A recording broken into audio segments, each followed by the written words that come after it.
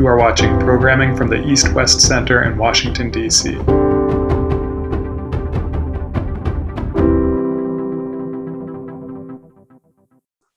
Well, good evening from Washington, D.C. My name is Satu Limaye. I'm the Vice President of the East-West Center, and we're delighted to welcome you today for a program called America, a Singapore Perspective. And this program is based on a new book by the very well-known Ambassador Tommy Koh and Mr. Daljit Singh, both in Singapore and Singapore nationals. Here is the book, and delighted to have a copy of it. We will put a link in the chat where you can order the book yourself. So congratulations, first of all, Ambassador Koh and Mr. Singh. You have their full bios. If I were to read the accomplishments of both of these gentlemen, it would take half the program. But you know that Ambassador Koh has spent about 20 years of his life in the United States. He was a Fulbright scholar. He was ambassador. He served in diplomatic missions. He was a chief negotiator for the US-Singapore FTA.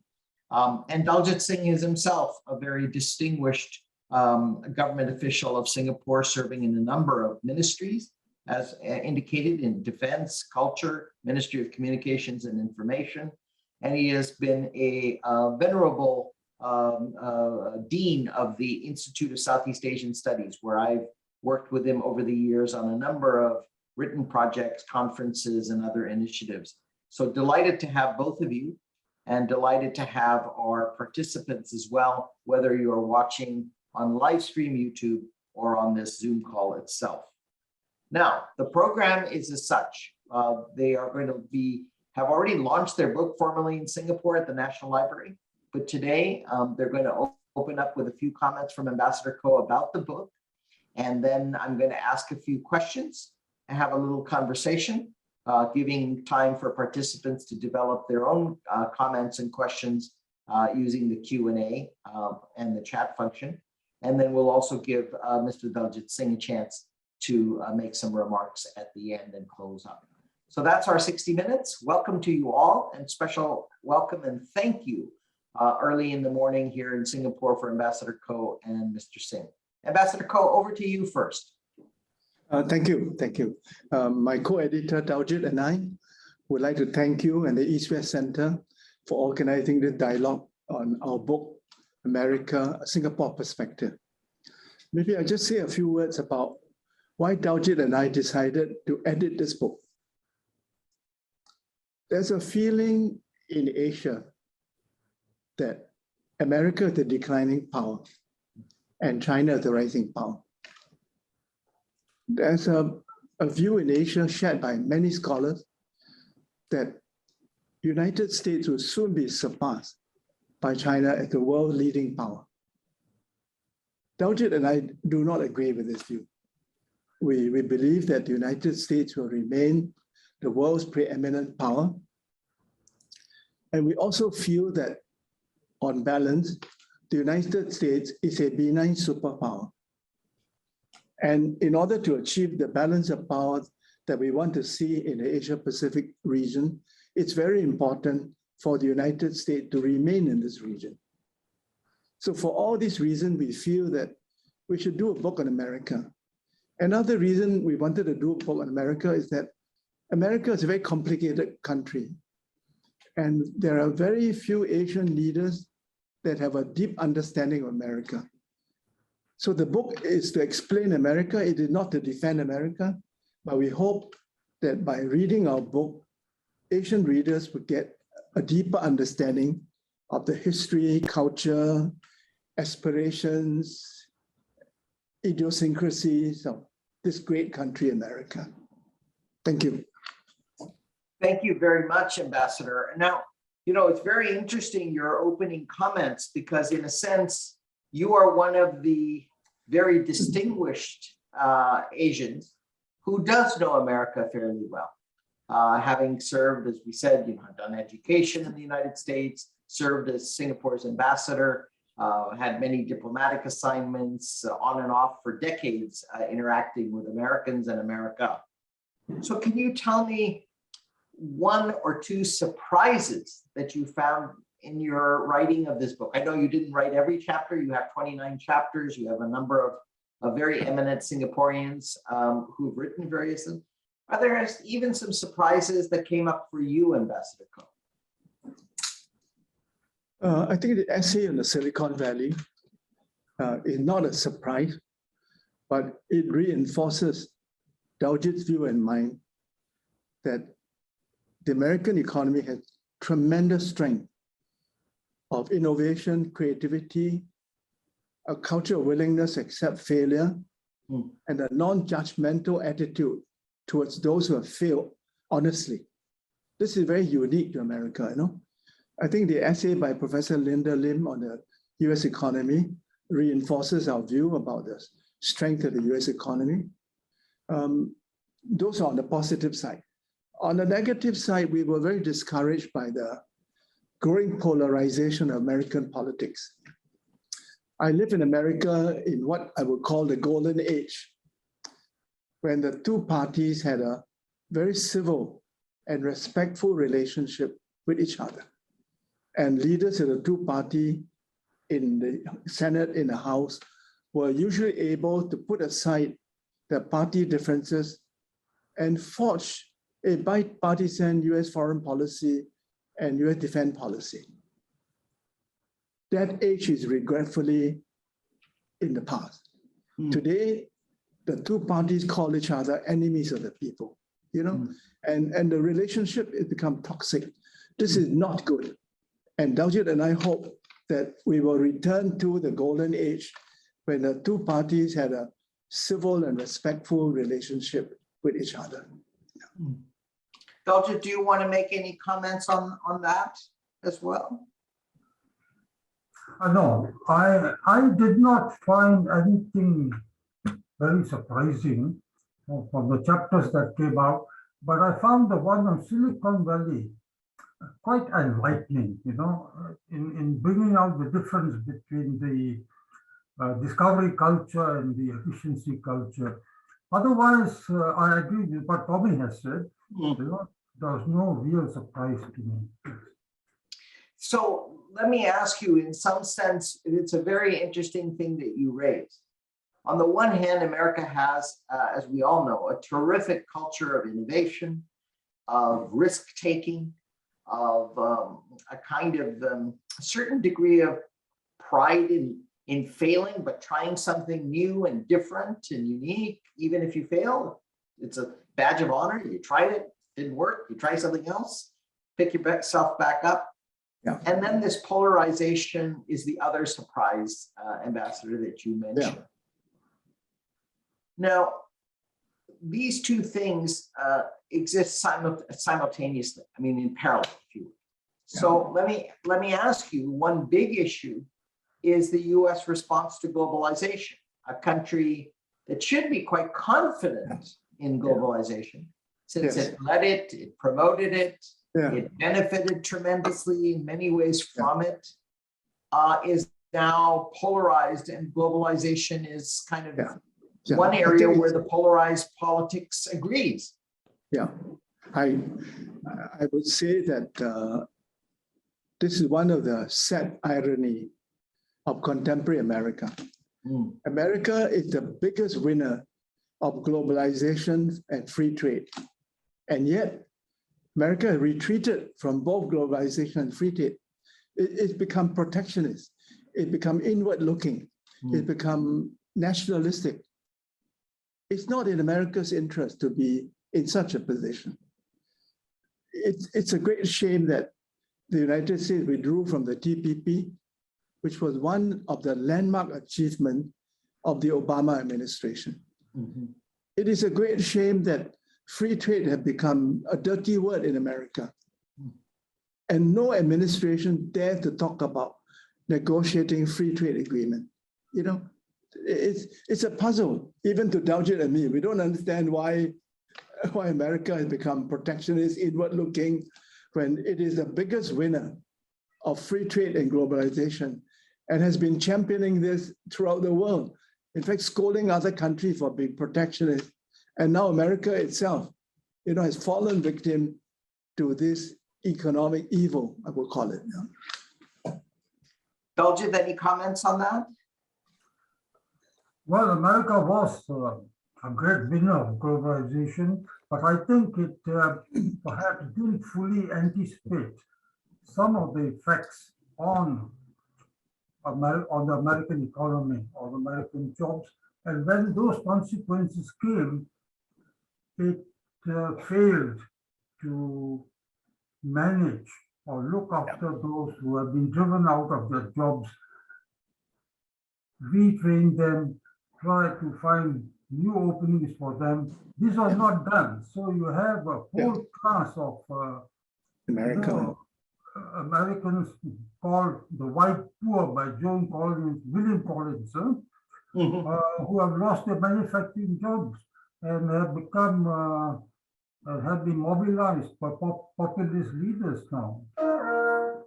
Yeah, I think Nirmal Ghosh has a chapter, in fact, on the revenge of Main Street, and speaks to this, as do a couple of other chapters, allude to this change. I wonder, from the vantage point that you've described so far, how would you explain the US-Singapore relationship? Because on many levels, the US-Singapore relationship is remarkably strong. There's a strategic framework agreement. There's a bilateral FTA. Singapore leaders and American leaders at the highest levels talk regularly. We send the most senior officials to confer and consult with Singapore officials. There's more FDI in Singapore than in many much larger countries. I mean, one could go on and on about the US-Singapore relationship. Tell me a little bit, given this perspective in America, what explains this sort of? So I would say that I will tell you that the three secrets that explain this wonderful relationship between a superpower, the United States, and a very small country, Singapore. So what are the three secrets? Number one, common values. We believe in open economies, in free trade, in welcoming investment. And as you say, the United States has more investment in Singapore than in any other country in Asia, and more than in Japan, China, India combined. It's remarkable, you know? And I think the United States finds Singapore a very good economic partner. That's one. Number two, Singapore has always been willing to speak up in public, to say we want the United States to stay in this region. We want a balanced power in the region, and there will be no balance if the United States were to leave the region. I think the United States appreciates that we are willing to stand up and say that, which is sometimes unpopular, you know, in Asia. And I would say, third, although we are not a treaty ally of the United States, over time, the United States have found Singapore to be the most reliable country in ASEAN. When the United States wants something done and requests Singapore's help, most of the time, Singapore will say yes. And when we say yes, we deliver, you know. And our leaders are also very candid. When they visit Washington and meet with American leaders, we are willing to share with them our views of our region, America's relations with various countries in Asia, especially China.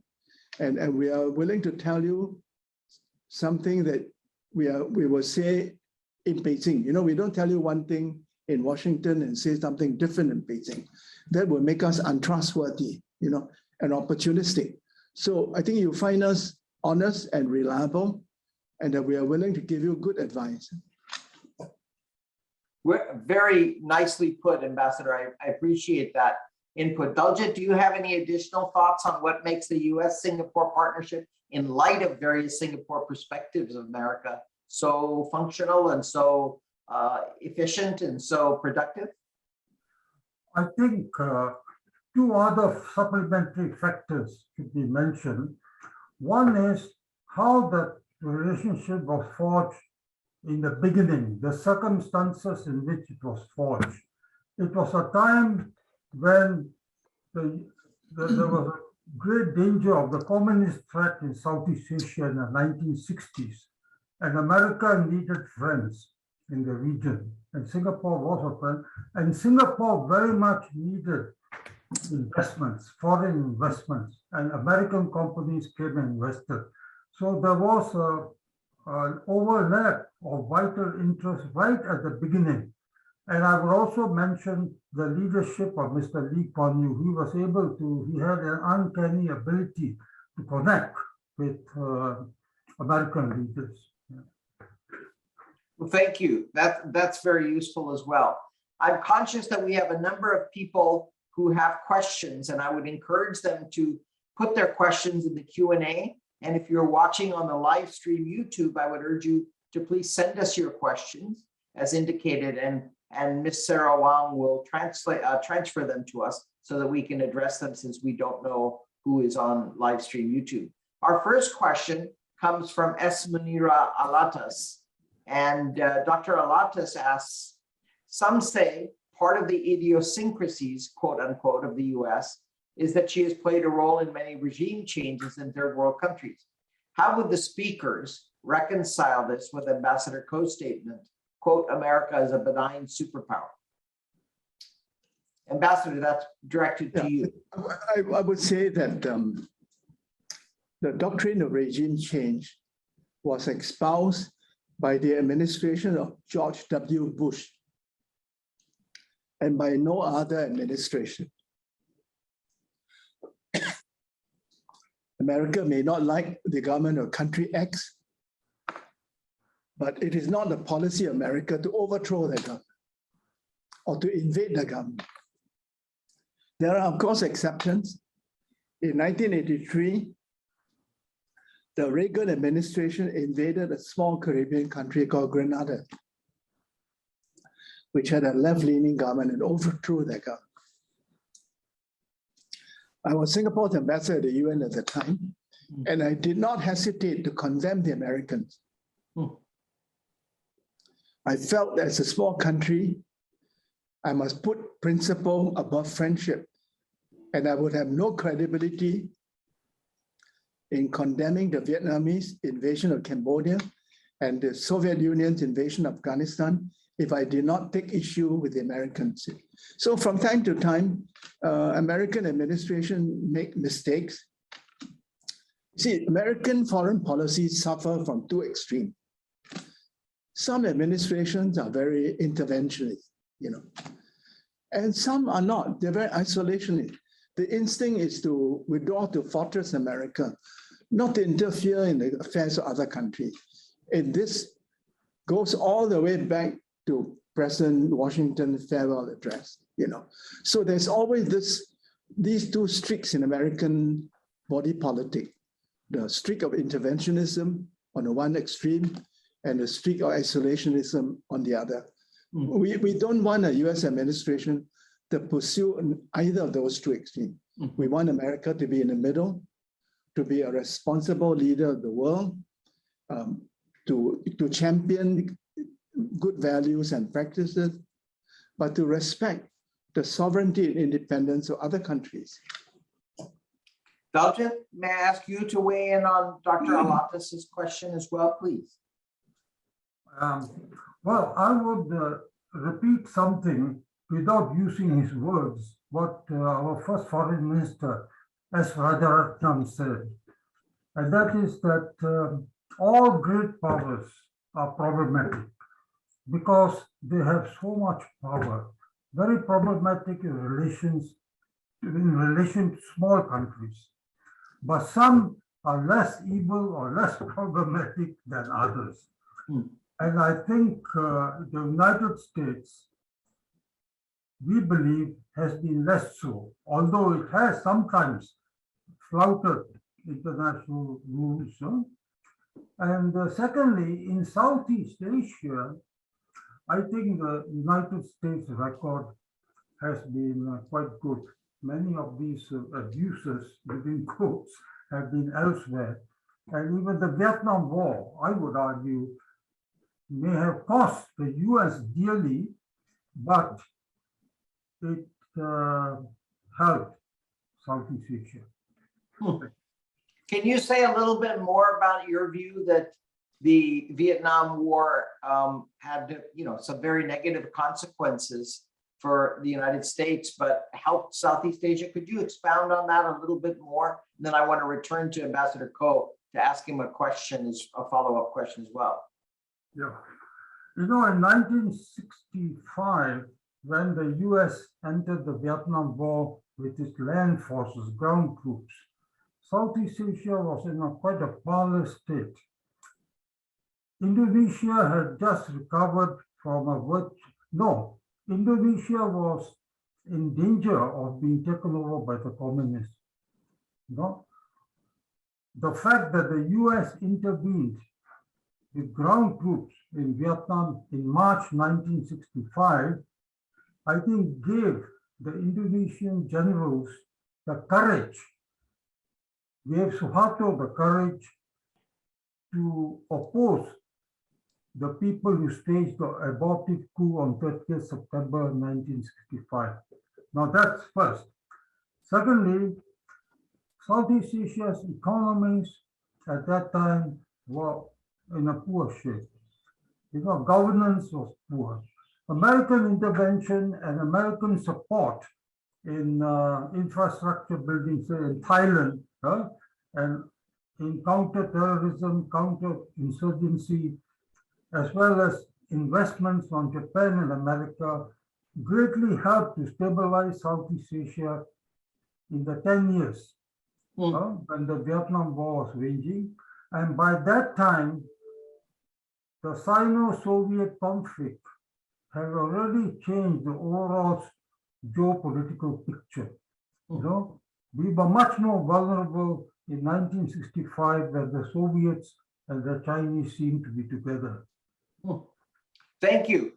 Let me follow up with Ambassador Ko before I forget, and then we'll turn to a retired assistant professor, Chintakanand, who has a question also. Ambassador, let me ask you, which is more dangerous to Southeast Asia or Asia for that matter? A US that is more active? You can, sort of generally describe the US as moving sometimes from extremes. More active, more, engaged, or less engaged, less active. Singapore, you've made clear, prefers a balance and therefore the US in. But what do you think for the rest of Asia?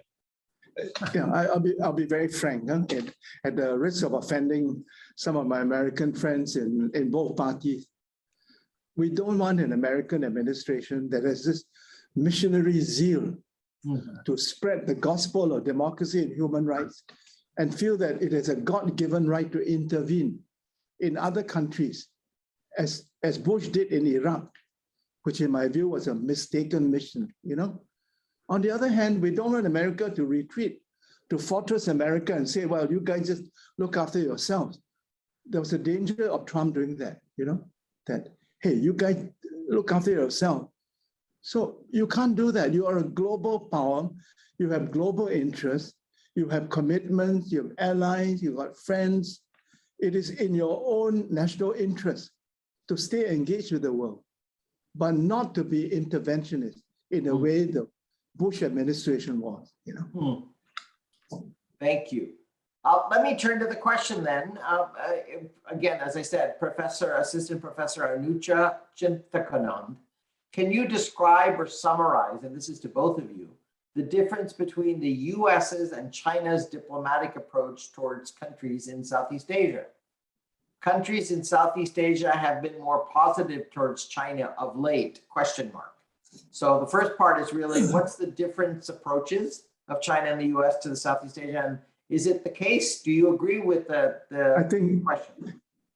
I think a fundamental difference between the US and America's engagement in the region is that China focuses on economics and business, and America focuses on security.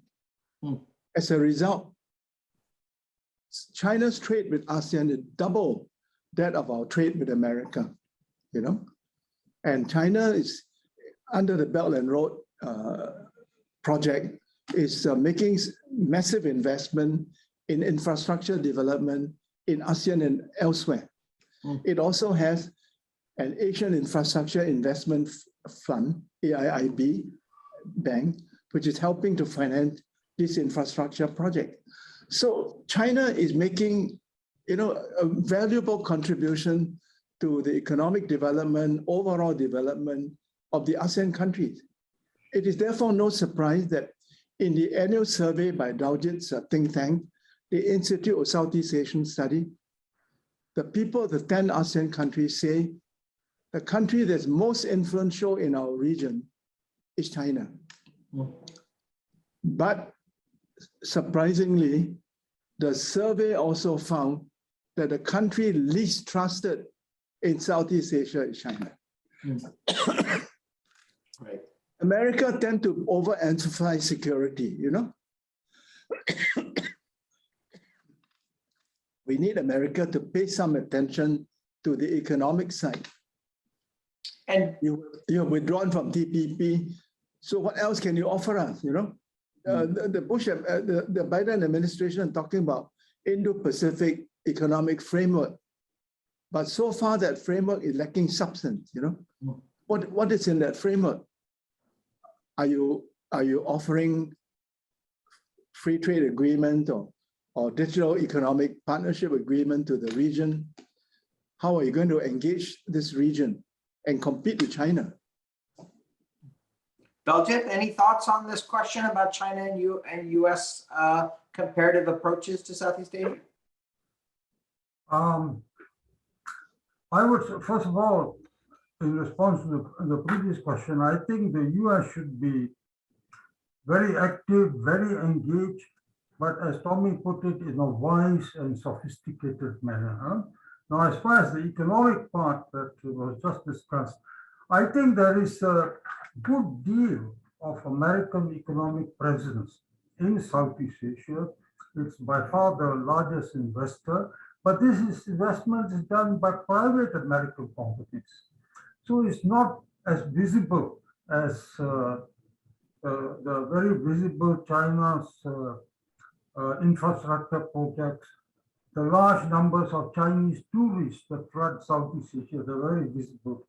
So Americans have been active economically, but I would agree with Tommy that there's a big gap on trade. The ditching of the CTPP was a real gift to China, and we wish that America can be more actively involved in trade agreements which offer better market access. I take these points, gentlemen, and they are, of course, quite compelling, your comments. For those of us who happen to agree with you on TPP, I personally thought it was, an unfortunate result of our politics that we couldn't come to a multilateral trading arrangement. But let me press you a little on economic, because it's puzzled me, and both of you know I try to work on Southeast Asia and follow our relations with Southeast Asia.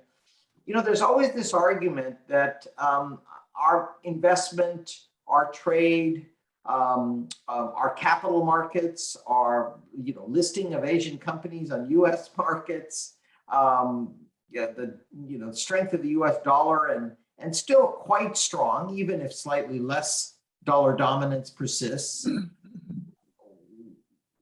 Why does private American work in the cultural sphere, movies, Hollywood, musicians, art, books, film, etc., which is generated by the private sector, resonate so powerfully, but when investment and trade is done by the private sector in the US, Asians tell me it doesn't refract or is not seen as American? I don't quite understand the gap. Oh, sorry, that's not true. That's not true. Okay. American investment in the region is welcome by the countries of the region. No. It's quite welcome. It's remarkably welcome, Ambassador. What I'm saying is, why does China's state-owned enterprises, state-funded efforts get so much attention when this massive American FDI by private sector, massive American private capital markets, banks, etc., don't get as much attention, but they're critical to the economic development of the world, much less Asia. Absolutely, but America is enjoying a legacy, from the past. But the trend you should be worried about. The trend is China is not only increasing trade with the region, but China is also making more and more investment in the region. In Indonesia, in various countries in the region. So the Chinese investment is still far below that of America, but if the trend continues, it will catch up one day. Would Singapore welcome China into CPTPP? Well, we happen to be the chairman this year, no? Right. So as chairman, we shouldn't pronounce our own position because our job is to consult the existing countries to see whether there's a consensus on whether an applicant country or economy can satisfy the high standards of the agreement and whether they are willing to admit this country to the TPP, or CPTPP. So because of our role as chairman, I'd rather not tell you what our own position is, but I'll tell you what we will do as chairman to carry out. And this is not just with respect to China, but also with respect to Taiwan. Right. Daljit, any thoughts? Well, I agree with Tommy on that, but as far as the publicity for why American investment is less visible, I think the media tends to report, tends to report government-to-government transactions when the ministers are there and Chinese tourists are so visible.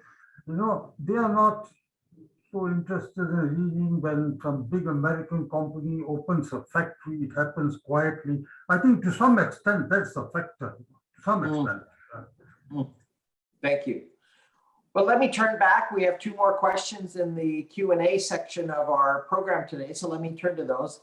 This is from Christian Wells, and I think it's a question comment. Let me read it to you.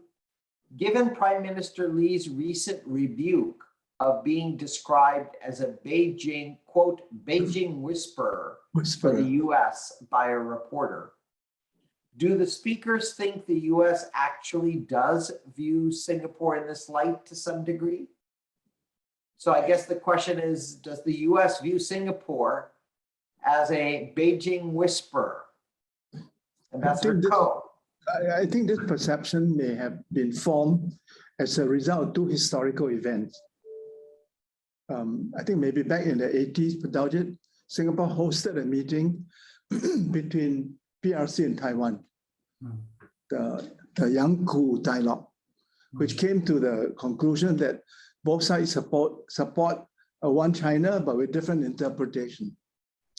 And more recently, we also hosted the famous dinner meeting between Xi Jinping and Ma Ying-jeou. So both sides are comfortable to meet in Singapore. As a venue, we are comfortable to both of them.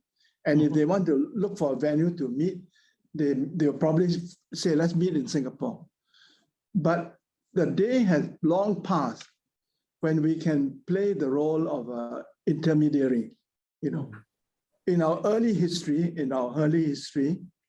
I remember that Lee Kuan Yew was to some extent an intermediary between Deng Xiaoping and Jiang Jingguo, And I remember on one occasion, Deng actually said to Lee Kuan Yew, please give my best wishes to Jiang Jingguo the next time you meet him. No such conversation will ever take place today. Because those connections no longer exist. Deng Xiaoping and Jiang Jingguo knew each other, I think probably attending school in Moscow. But those kind of historical connections are no more. And I think what we need today is for the United States and China to talk to each other. You need to have a strategic dialogue at a senior level. I think what we need from America is to stop demonizing China and stop regarding China as your enemy. China is not your enemy, so don't make China your enemy. Daljit, any thoughts? I think part of the problem here may be differences in perceptions. Because in the United States, there are thinkers, I think especially probably in the government, there are so-called hardliners, but there are people who believe that China is a very serious threat to the US and wants to remove the US from Asia. So it's almost like an existential threat. I talked to some of these people. Now, when Singapore or other countries in Southeast Asia put forward a position which from their perspective is a balanced position, you know, because they have to deal with China, being so close to China and benefiting from China. You know, the people in the United States who have a very serious threat perception for China don't see that and regard that as whispering for China. So let me just understand it. So I mean, there clearly are Chinese who would prefer that the US not have such a position as we do today in Asia. But from Singapore's perspective, and again, I'm speaking about Singapore perspective as America, it's felt that US presence in Asia is a balance for any other country. So how can we not sometimes see China as desiring to break that balance, as it were? Ambassador, do you have thoughts on that? I mean, do you not think China would prefer the US not be so preeminent in Asia? Absolutely, absolutely. But the way for you to respond is not to treat China as enemy, but to be strong domestically, economically, politically, to compete with China and make sure that you are always superior to China, economically, militarily, and in other ways. No one can compete with your soft power. So as far as soft power is concerned, you are in a class of your own, you know? You must believe in yourself that you can compete with China without going to war with China. And so do not develop, you know, as you did during the McCarthy era, a certain phobia about communism. It worries me when I look at America today and see that there's a danger America will develop the same kind of obsession and phobia about China, you know. Be rational, be calm, be rational. China is a competitor. China would like to eat your lunch if she can, but why not, you know? What is your response? Your response is to compete with China and make sure that, you know, you win the race. Thank you. Let me turn to another question that has come up now in the Q&A, and this is from Him Raksmye, who is from the Cambodia Institute for Cooperation and Peace. And this is addressed to both Ambassador Ko and Mr. Singh. Question one, what is the future direction of the US? We've just been speaking about this, so apropos, what is the future direction of the US-China rivalry? And what are your suggestions to manage the relations between the two, which you've just laid out, suggestions for managing. But the second question is perhaps really apropos, is how should ASEAN navigate the US-China rivalry? Any practical ways to do so? I think I've already answered the first question. Yes, so yes. I'll focus on the second question. I hope the United States appreciates the value that ASEAN brings to America, to China, and to the major powers. ASEAN has kept peace in Southeast Asia. It has encouraged regional economic integration. It is open to the world. It safeguards some of the most strategic sea lanes in the world. So Southeast Asian ASEAN is an asset to the United States. And the regional organization ASEAN is of value to you because we are neutral. If we were partisan, we would not be valuable to you. If we were pro-America, the Chinese would destroy us. If we are pro-China, the American will destroy us. Our value is to be neutral and to offer a forum in which all the great powers can meet, can talk about their differences to try to resolve some of their disputes. I know that America is now focusing a lot on Quad and on AUKUS, you know.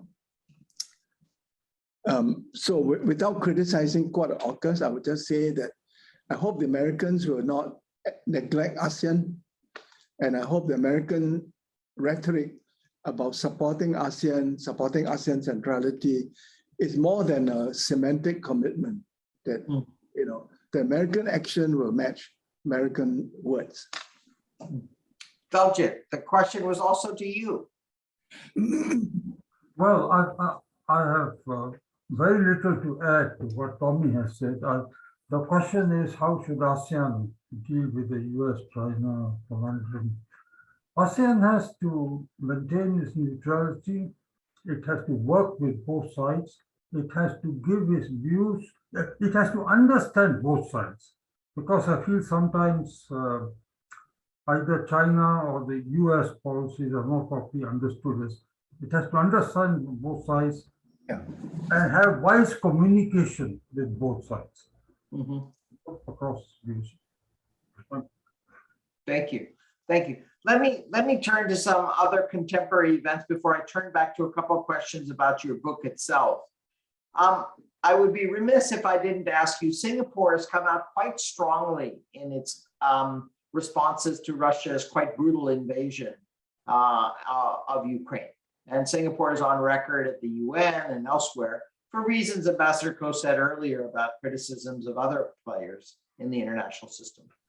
But I wonder, in America, there is a certain degree of questioning. We read this in the analyses and public opinion, opinion pieces about Asia's rather tepid response to Russia's invasion, including countries such as India, not certainly Japan, Korea, Australia, or Singapore, but many others have had, you know, quite abstentions, mixed responses, particularly in Southeast Asia. And I wondered if you could talk a little bit about how Americans should understand those responses. What's the context for them?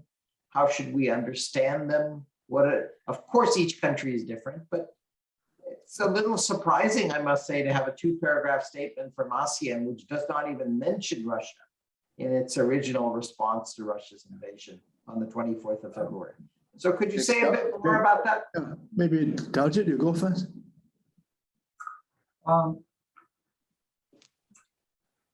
Well, the countries, you're talking about Southeast Asia, right? Yes, correct. The countries of Southeast Asia, you know, they have, you have a mixed variety of countries with different foreign policies, different relationships and weights of relationships with major powers. Huh? For example, India and Vietnam have a strong traditional relationship with Russia, especially for the supply of military weapons. And I think they would also want Russia to be some sort of balancer vis-a-vis China. Even though at this time that the two China and Russia seem very close, this may not look very obvious, but there are differences in interests between China and Russia, especially over the longer term. They have to be mindful about that, especially for India.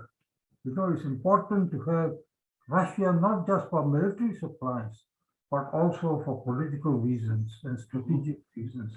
I suppose it's the same for Vietnam. You know, the other countries of Southeast Asia, some of them are espoused to a more non-aligned philosophy, and they will not see any immediate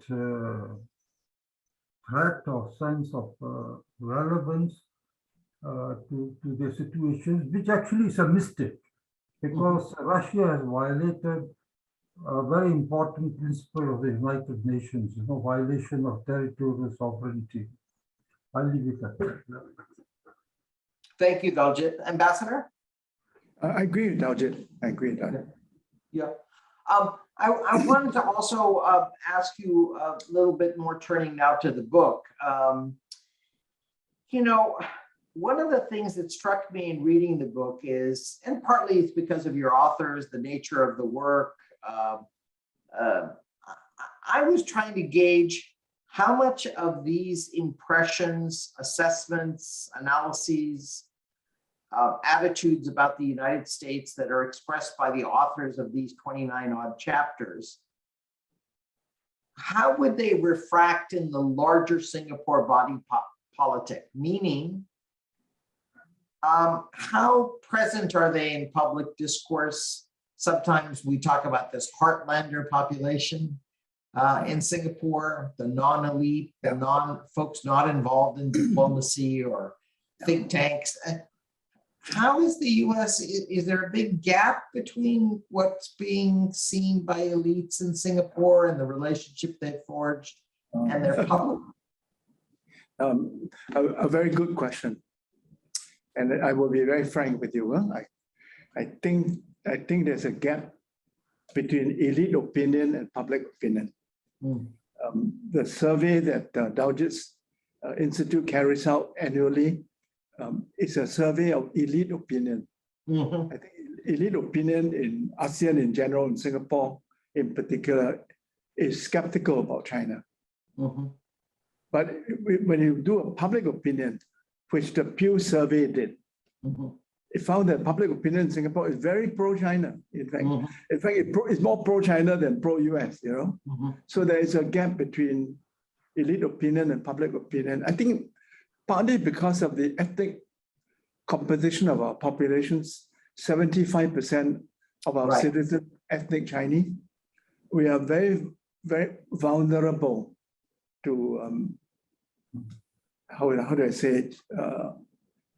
The Chinese point of view, Chinese media, Chinese influence of social media.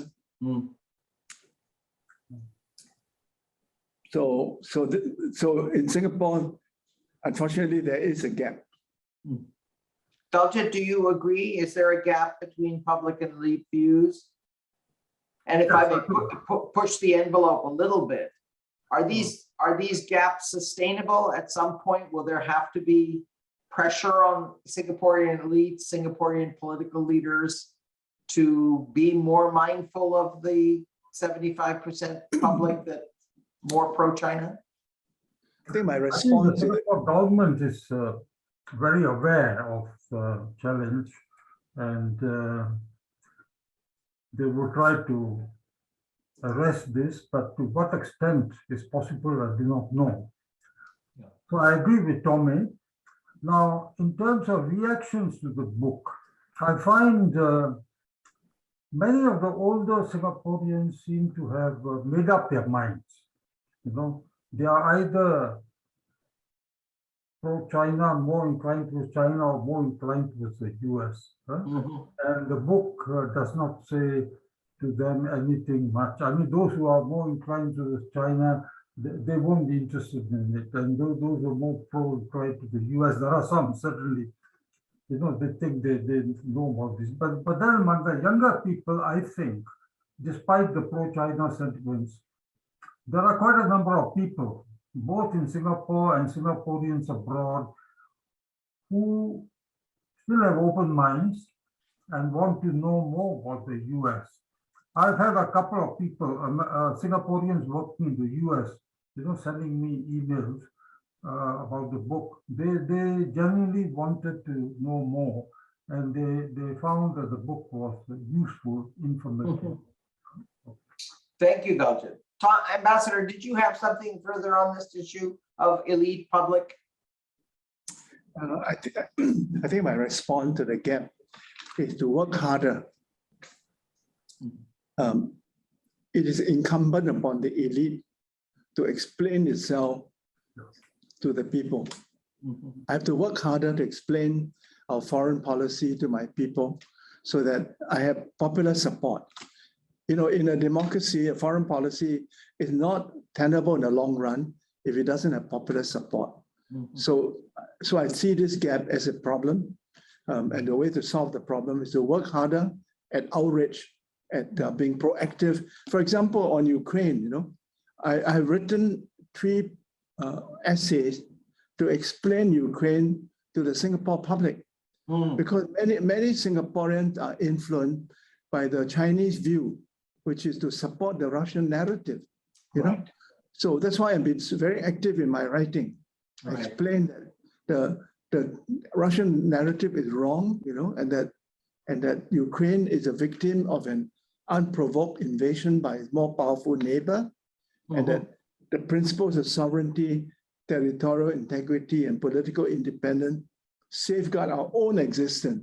We cannot be neutral or indifferent. We have to take a stand on this.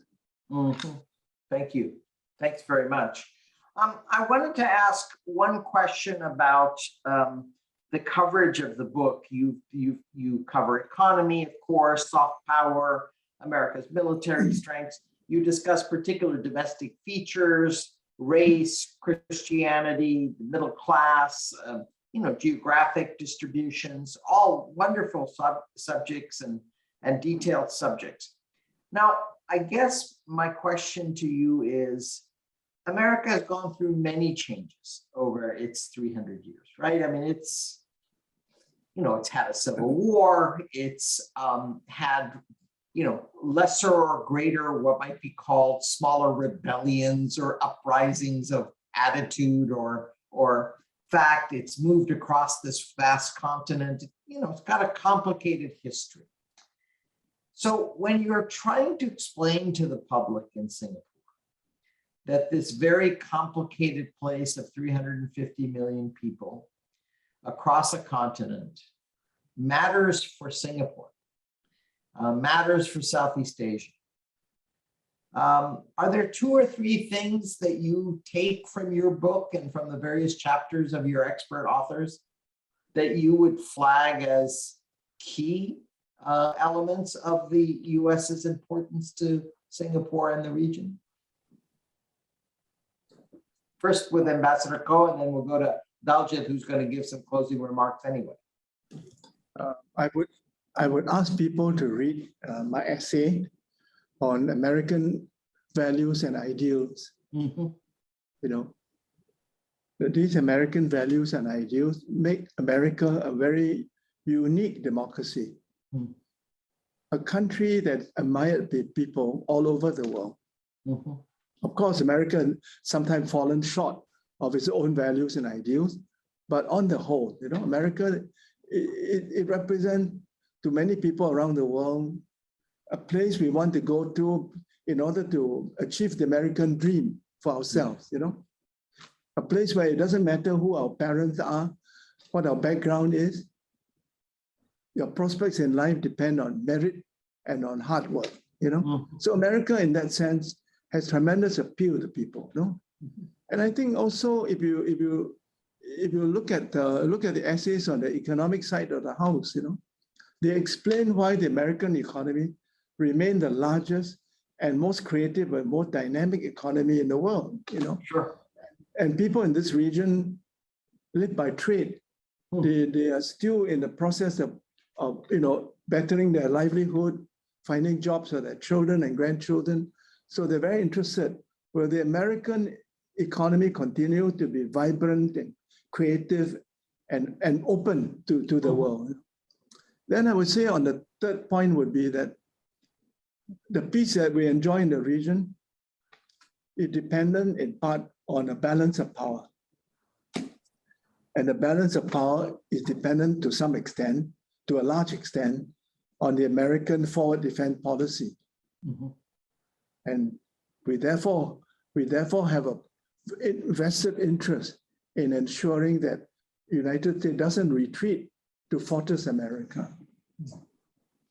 Thank you, Ambassador, for a very, very eloquent statement of what you take away from and that was a very compelling chapter that you wrote about why the US remains and will not, in your view, decline and will remain a very important power. I thank you.